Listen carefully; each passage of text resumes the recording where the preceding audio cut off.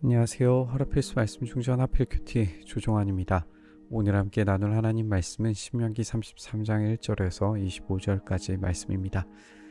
하나님의 사람 모세는 죽기 전에 이스라엘 자손에게 다음과 같이 복을 빌어 주었다.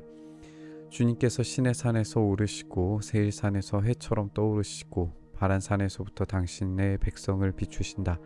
수많은 천사들이 그를 옹위하고 오른손에는 활활 타는 불을 들고 계신다. 주님께서 뭇 백성을 사랑하시고 그에게 속한 모든 성도를 보호하신다. 그러므로 우리가 주님의 발 아래에 무릎을 꿇고 주님의 말씀에 귀를 기울인다. 우리는 모세가 전하여 준 율법을 지킨다. 이 율법은 야곱의 자손이 가진 소유 가운데에서 가장 으뜸가는 보물이다. 연합한 지파들이 모이고 백성의 지도자들이 모인 가운데서 주님께서 이스라엘의 왕이 되셨다. 모세의 축복이 이스라엘 백성에게 전달이 됩니다. 우리는 창세기의 마지막에 야곱이 이스라엘 백성을 향해서 축복하던 장면을 떠올려 볼 수가 있죠.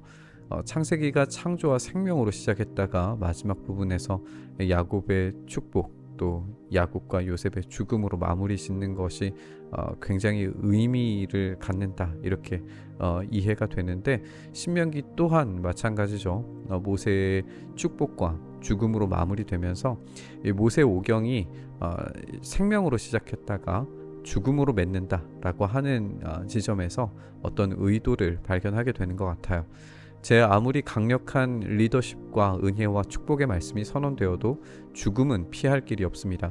근데 그 죽음 그 자체는 하나님의 원래 의도가 아니시죠. 어떤 인간이라도 가장 으뜸가는 보물로서 율법을 지킨다고 하더라도 이 죽음을 피할 수 없다면 이스라엘이 기대하고 붙들어야 하는 것은 이 죽음을 넘어서는 영원한 약속일 수밖에 없습니다. 그런데 이스라엘은 아직 그 언약의 최종적 단계인 영원한 약속을 볼 수가 없어요. 그들은 그 발전된 약속을 얻기 위해 한참 모자라는데 그 첫 단추가 여호와 하나님만이 유일한 이스라엘의 왕 되심을 인정하는 것임에도 불구하고 하나님을 왕으로 삼지 않음으로써 반복적인 반역을 일으키는 걸 우리가 보게 됩니다. 이스라엘은 오직 하나님만이 유일하신 왕이셔야 함을 인정할 때 진짜 언약의 핵심적인 목표에 다다를 수 있다는 점을 이해했어야 했습니다. 르우벤은 비록 그 수는 적으나 잘 살게 하여 주십시오. 절대로 망하지 않게 하여 주십시오. 그가 유다를 두고서 이렇게 말하였다. 주님, 유다가 살려달라고 부르짖을 때에 들어주십시오. 유다 지파가 다른 지파들과 다시 하나가 되게 하여 주십시오. 주님, 유다를 대신하여 싸워주십시오. 그들의 원수를 치시어 그들을 도와주십시오. 야곱의 축복에서 르우벤을 향한 저주가 있었고 유다의 어떤 왕적인 표현이 있었는데 그런 내용들이 생략되는 걸 보게 돼요. 또 시므온 지파가 사라져 있는 것도 우리가 보게 되는데 아마도 이제 이 시므온 지파는 유다 지파에 흡수된 것으로 보여집니다. 한 가지 사라지지 않는 점은 유다 지파가 이 전쟁의 선봉에 나서게 되리라는 점이죠. 여호수아에서도 유다 지파가 가장 먼저 갈렙을 통해서 선봉장에 서서 정복 전쟁을 시작했다는 점을 확인해 볼 수 있고 사사기에서도 이제 이 유다 지파가 가장 먼저 정복한 이야기 그리고 유다 지파의 사사 온니엘이 가장 먼저 등장하는 것도 동일한 맥락으로 보여집니다.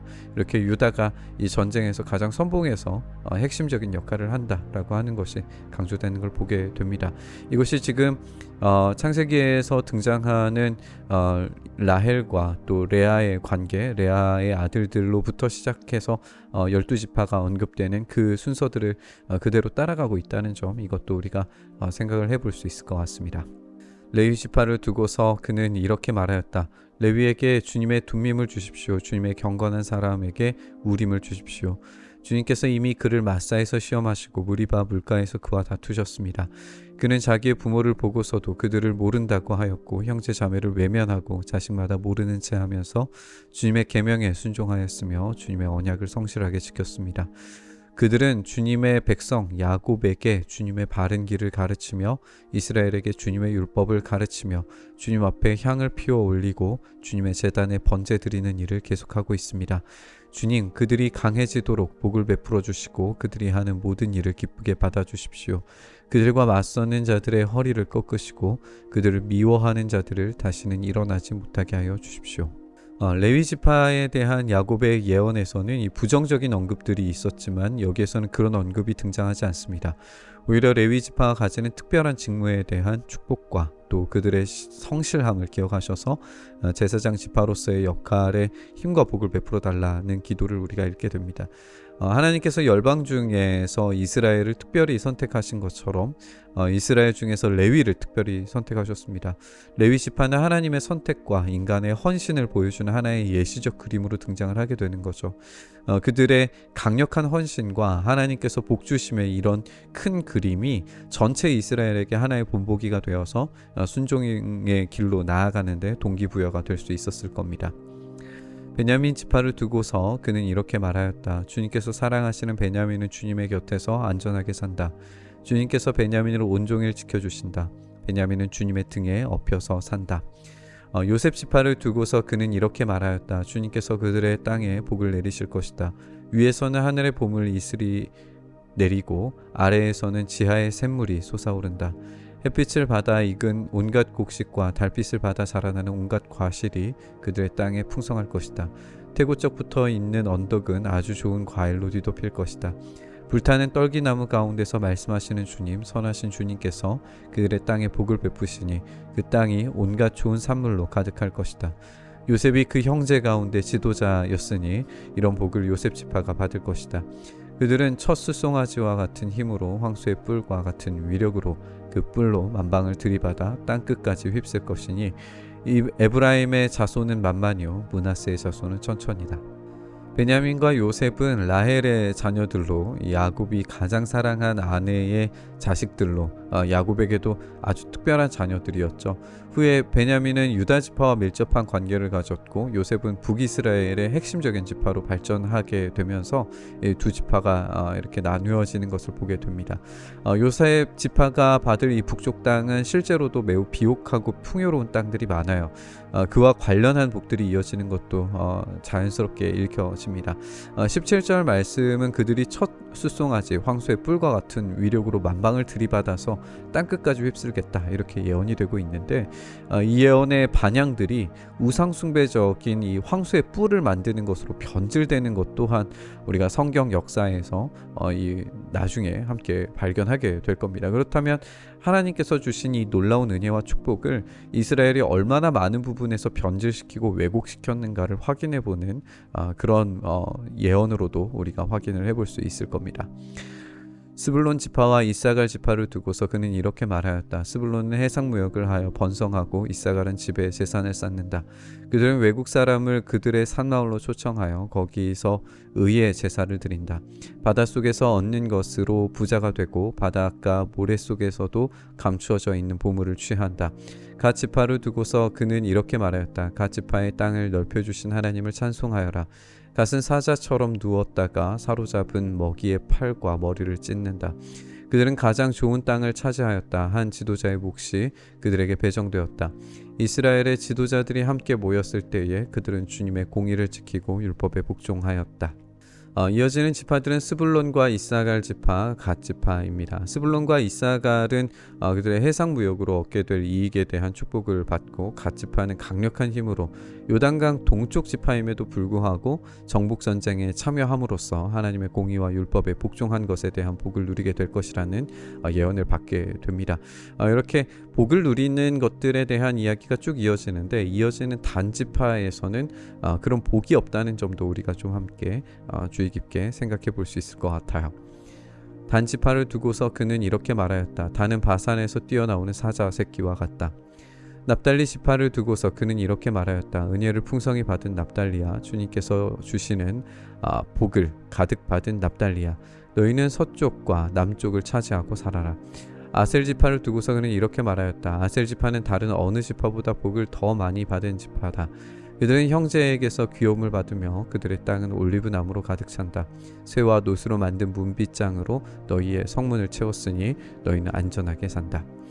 우리가 아까 지적한 것처럼 단지파는 바산에서 뛰어나오는 사자라고 그렇게 표현이 되기는 하지만 사실 이 단과 바산이라고 하는 어떤 지역의 실제적인 연결점은 없어요.